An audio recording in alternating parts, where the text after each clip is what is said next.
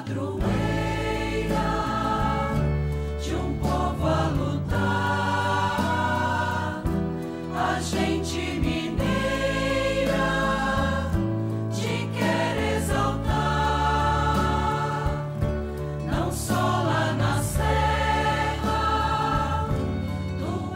Amado irmão, amada irmã, saúde e paz, abramos o coração e os ouvidos para proclamar a palavra e escutá-la com amor, e assim, a exemplo da amada Mãe Maria, nos deixar interpelar, porque acolhendo essa palavra que nos interpela, nosso coração produz a força do amor de que precisamos.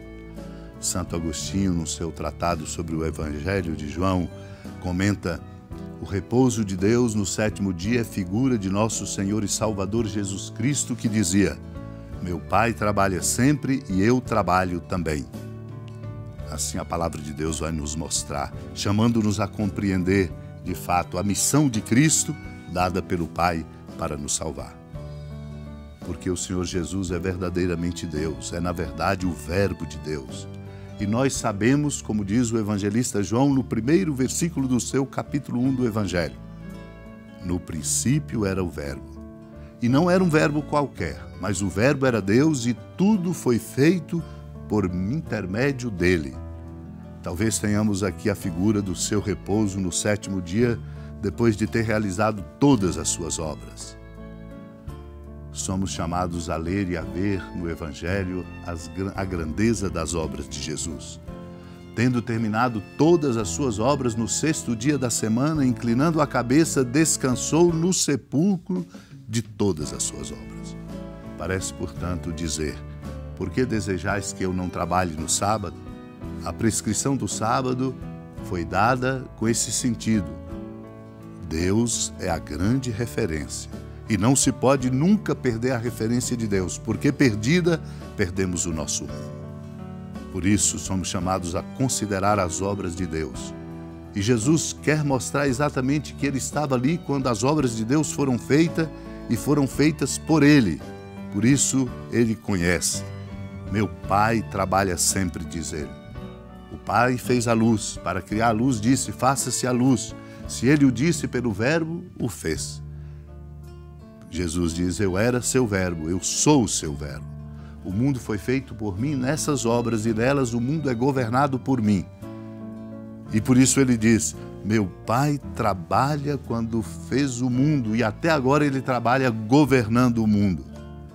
Foi por Cristo que ele fez o mundo e é por Cristo que ele o mundo governa. Naquele tempo, Jesus respondeu aos judeus: meu Pai trabalha sempre, portanto também eu trabalho. Então os judeus ainda mais procuravam matá-lo, porque além de violar o sábado, chamava Deus o seu Pai, fazendo-se assim igual a Deus. Tomando a palavra, Jesus disse aos judeus: em verdade vos digo, o Filho não pode fazer nada por si mesmo. Ele faz apenas o que vê o Pai fazer. O que o Pai faz, o Filho faz também. O Pai ama o Filho e lhe mostra tudo o que ele mesmo faz. E lhe mostrará obras maiores ainda, de modo que ficareis admirados. Assim como o Pai ressuscita os mortos e lhes dá a vida, o Filho também dá a vida a quem ele quer.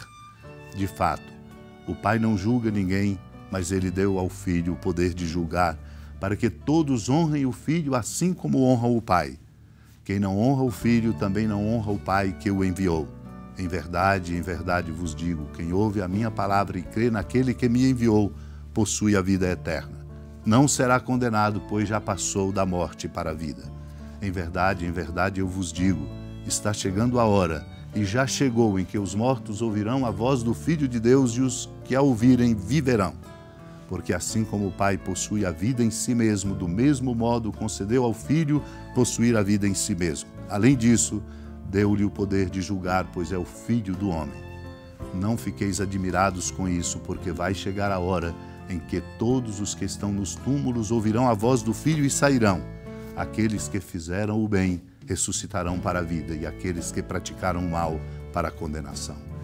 Eu não posso fazer nada por mim mesmo, eu julgo conforme o que escuto, e meu julgamento é justo, porque não procuro fazer a minha vontade, mas a vontade daquele que me enviou. Amado irmão, amada irmã, este é o nosso grande desafio. qualificar a nossa fé, dar a ela uma estatura adulta. E isso significa compreender a força da intimidade do filho com o pai.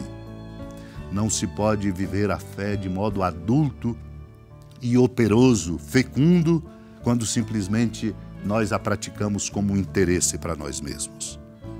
Na verdade, a nossa fé cresce e conquistamos a envergadura que precisamos e a força importante e indispensável para conduzir a vida na medida em que conhecemos a intimidade do Filho com o Pai. Por isso ele vem a nós para nos introduzir nesta intimidade, o que não poderíamos nunca fazer por nós mesmos. Por isso ele diz, o Pai trabalha sempre, eu também trabalho. Os seus conterrâneos religiosos não conseguiam compreender isso e queriam matá-lo exatamente porque o considerava blasfemo por violar o sábado. E, sobretudo, por chamar a Deus o seu Pai, assim fazendo-se igual a Deus. Nós somos chamados em Cristo, por Cristo, para chamarmos a Deus de Pai e experimentarmos a força desta intimidade. Jesus, por isso, adverte. Em verdade vos digo, o Filho não pode fazer nada por si, ele apenas faz o que o Pai faz, o que vê o Pai fazer. O Filho também faz. O Pai ama o Filho e lhe mostra tudo o que ele mesmo faz, e lhe mostrará obras ainda maiores, que nos causará sempre maiores admiração. Por isso, irmão e irmã, somos chamados a cultivar a oração, a escuta da palavra, para crescermos na experiência bonita de uma profunda intimidade com Deus em Cristo.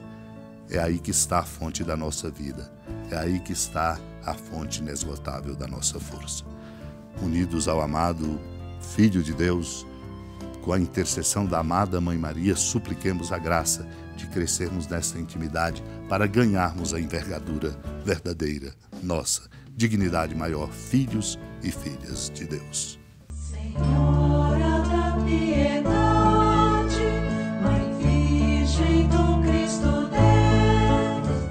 Lembrai-vos, ó piedosíssima Virgem Maria, que nunca se ouviu dizer que alguém daqueles que, tendo recorrido à vossa proteção, implorado a vossa assistência e reclamado o vosso socorro, tenha sido por vós desamparado. Animado com igual confiança, a vós recorro, ó Virgem das Virgens, e gemendo sob o peso dos meus pecados, me prostro a vossos pés. Não desprezeis as minhas súplicas, ó Mãe do Verbo encarnado, mas dignai-vos de as ouvir propícia e de me alcançar o que vos peço. Amém. Feliz padroeira de um povo a lutar, a gente mineira te quer exaltar, não só lá na serra, tu és esplendor de toda esta terra, também és fulgor.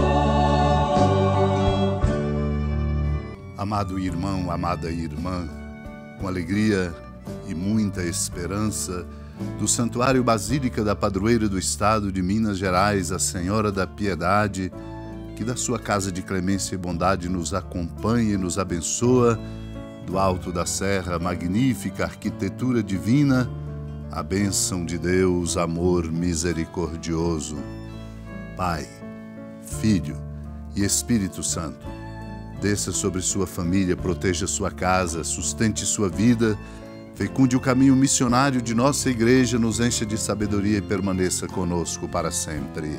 Amém. Feliz padroeira